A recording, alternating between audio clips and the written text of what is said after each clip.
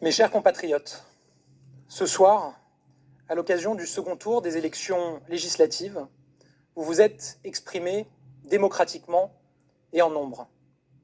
Et qu'il me soit permis, à nouveau, de remercier toutes celles et ceux, élus locaux, employés municipaux, assesseurs, qui ont permis la bonne tenue de ce scrutin.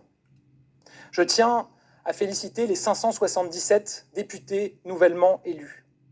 Chacun a entre ses mains une part de notre souveraineté nationale, qui est notre bien le plus cher. Tous, réunis, représentent notre nation.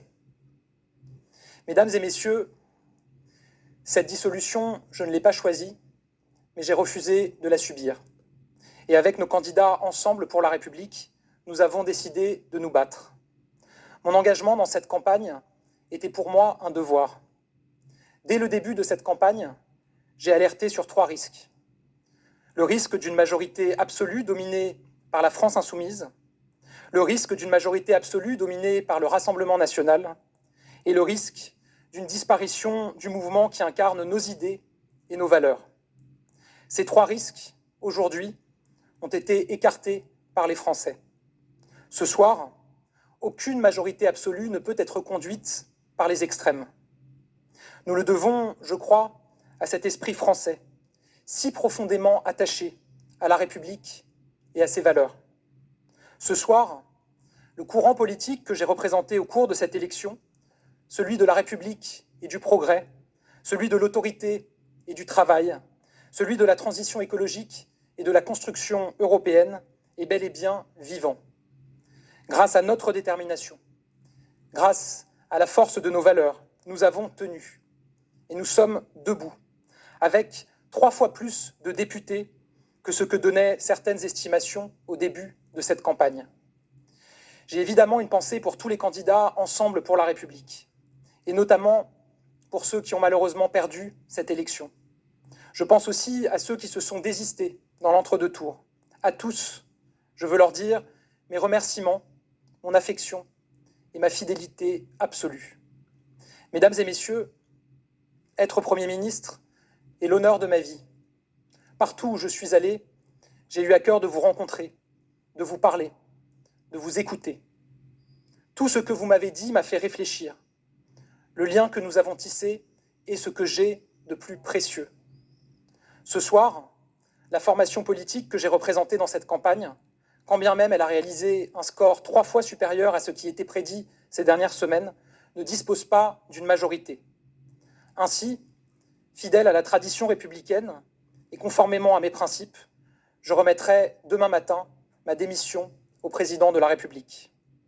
Je sais qu'à la lumière des résultats de ce soir, bon nombre de Français ressentent une forme d'incertitude sur l'avenir, puisqu'aucune majorité absolue ne se dégage.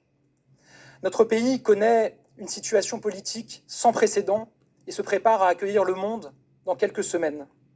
Aussi, j'assumerai bien évidemment mes fonctions aussi longtemps que le devoir l'exigera. Il ne peut en être autrement à la veille d'échéances si importantes pour notre pays. Sens du devoir et respect de la souveraineté du peuple, voilà l'image que je me fais des fonctions de Premier ministre. Mesdames et messieurs, ce soir, une nouvelle ère commence. Une nouvelle ère pour notre nation.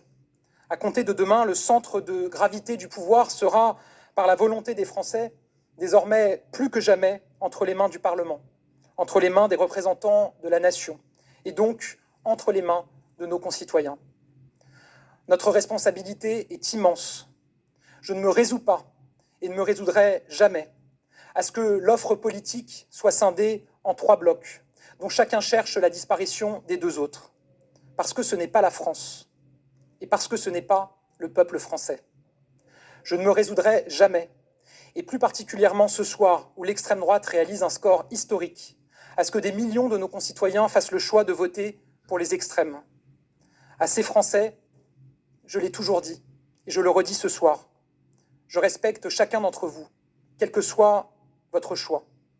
Car il n'y a pas plusieurs catégories de Français, ceux qui auraient raison et ceux qui auraient tort, ceux qui voteraient bien et ceux qui voteraient mal.